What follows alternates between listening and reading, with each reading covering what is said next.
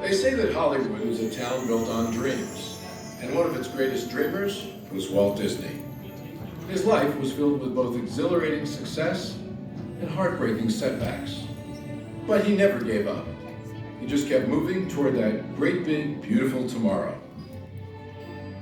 The story of Walt's life is truly a magical one, and no one could tell it quite like Walt himself. My dad worked as a carpenter in the World's Fair building. He eventually ended up in Chicago as a contractor, and he was doing that when I was born, December 1901. But my dad made some money as a contractor, and he wanted to get back to the farm. They finally ended up buying this farm in Marceline, Missouri. It was a beautiful farm, but it was not the kind of farm to make a living on. Things got pretty tough on the farm, and my dad had a sickness. So my dad sold the farm, took the money, and went to Kansas City. And my dad bought this Kansas City Star route. And they gave me a route. I was about 9 or 10 when I started that. Winter, we'd go out at 3:30 in the morning right after a blizzard, or in a blizzard, or in pouring rain, it didn't matter. I did that for 6 years. It was tough.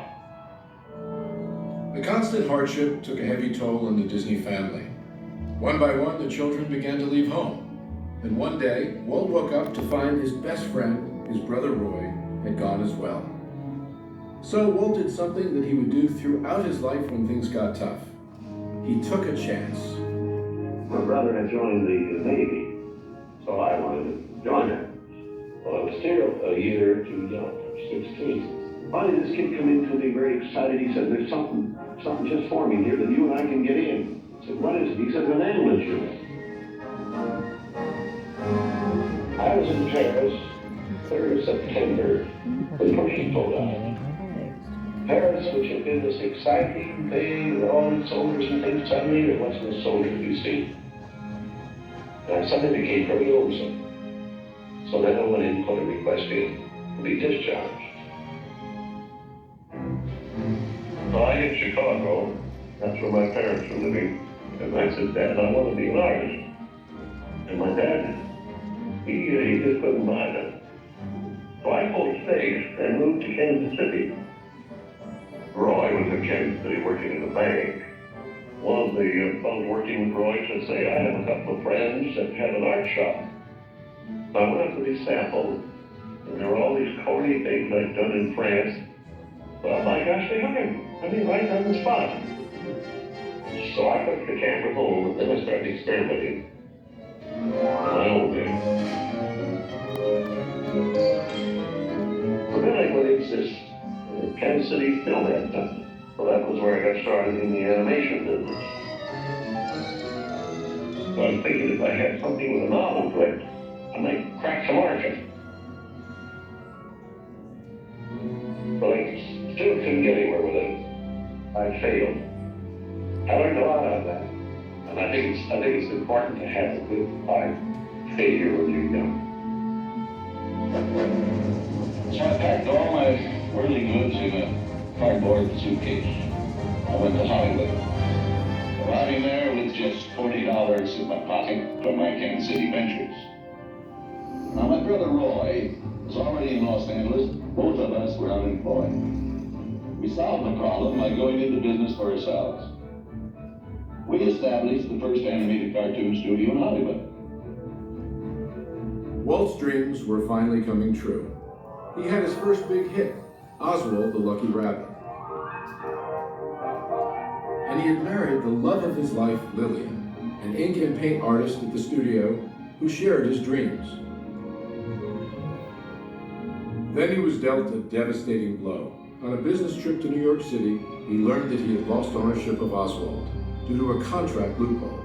And to make matters worse, the distributor had signed away Walt's artists. Most people would have given up right then and there. Not Walt Disney. He sent a telegram to his brother Roy. Everything okay. And as he headed home to California, something happened along the way that would change things forever. Mickey Mouse came into our life. He popped out of my mind onto a drawing pad on a train ride from Manhattan to Hollywood at a time when the business fortunes of my brother Roy and myself were at lowest ebb and disaster seemed right around the corner. His first actual screen appearance was at the Old Colony Theater in New York in Steamboat Willie. He was the first cartoon character to express personality, and I thought of him from the first as a distinct individual. I did the voice. Come on, pal, here we go.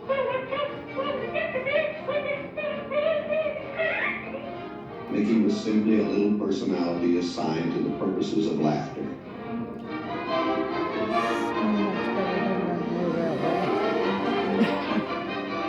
Mickey fitted the need exactly. He brought in the money which saved the day. He enabled us to explore our medium, and he paved the way for our more elaborate screen ventures. By nature, I'm an experimenter, so I had another idea which was plaguing my brain. It was the Silly Symphonies. It was a series without a central character. Every one of us a new type of subject to give us something to reach out and accomplish something different.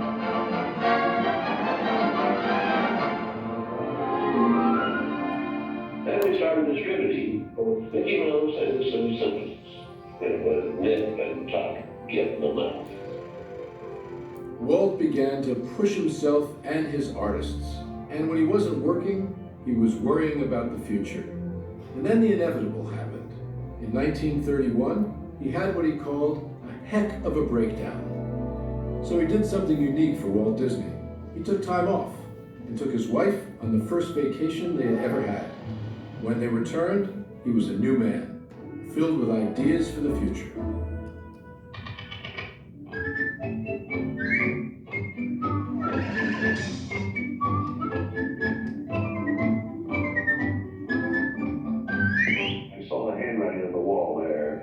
Short subject is just a filler on any program. If I could crack the feature field, then I could do things. I had done a little story research on different fairy tales I might do, and Snow White was one of them. I thought it was a perfect story. I had the heavy. It's a magic wishing apple. Now, make a wish. I had the prince and the girl, the romance. I had sympathetic warmth and things. We started Snow White sometime late 35, and we were around 2 years in the making. We had the family fortune, we had everything wrapped up in Snow White. In fact, the banker, I think, was losing more sleep than I was. We had a big premiere at the Carly Circle Theater, big, grand Hollywood premiere. All of Hollywood brass turned out for a cartoon.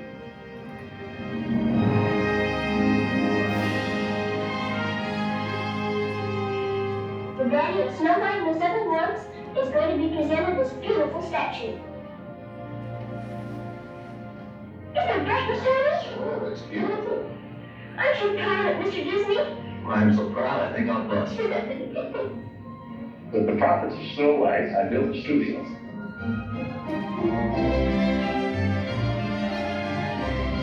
Two years later, I was almost broke. But I had all these pictures and words. But okay. There are no things on me. Bambi. Fantasia.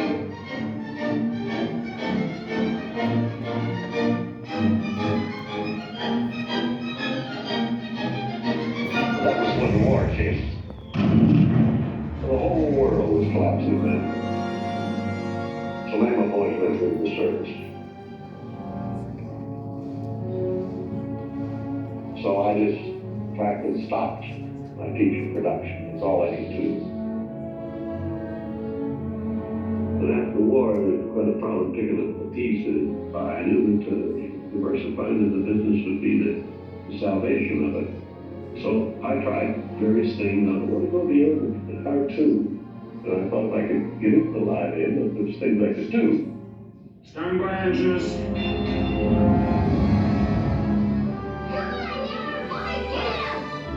Not bad, eh, Charlie? Let's open her up and see what she'll really do.